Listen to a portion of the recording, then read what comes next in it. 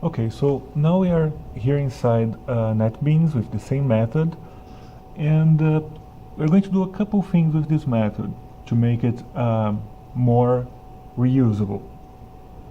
First thing, it does have some trash in it that we use for educational purpose.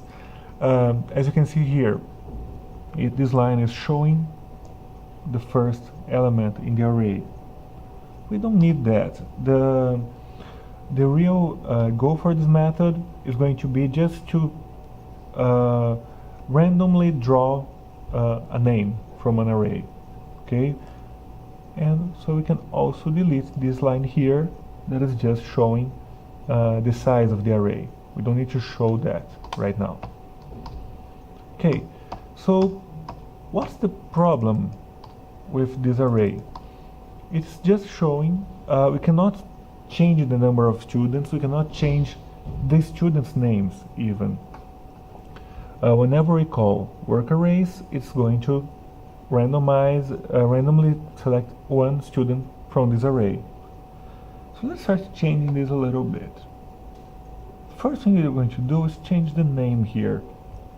As I told you guys before, always use a meaningful name for your arrays. So let's call this name draw. Okay, but if I don't want the name of students to be coded in the method, we're going to do something different.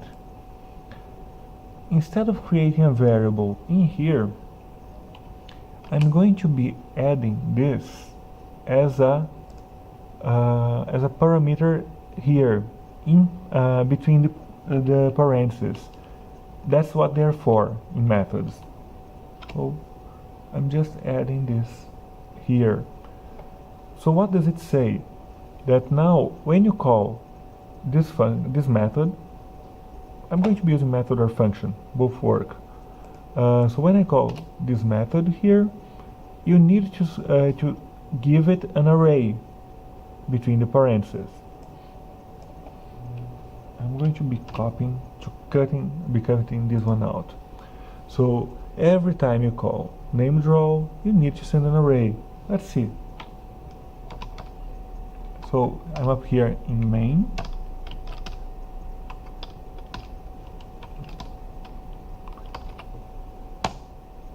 Okay, when I call nameDraw, you can see we have an error message. Why? A string is required. So a string array is required, and it's saying I have no arguments. So let's give it an array. You may probably think about adding the array here. Nah, that doesn't work. What I have to do is create a new array. Let's create an array for strings. String my students equal, and I can just paste that array I had already created before. Let's see. So now what we're going to do is simply call the array by the name inside nameDraw. So in nameDraw, I have an array in here, and I can just call it. Let's test it. And as you can see here, it will randomly select a name. So you're probably asking yourselves now, okay, but how is this different from what we had before? The difference is we could have this method stuck in a class somewhere that we can just call here, and we don't need to mess with the code in the method to change the students. I can just add them here. Let's add a couple more. Peter,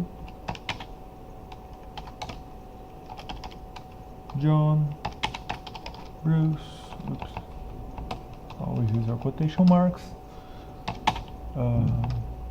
Clark. Okay, if I just run the code again, see, it already got one of the new names.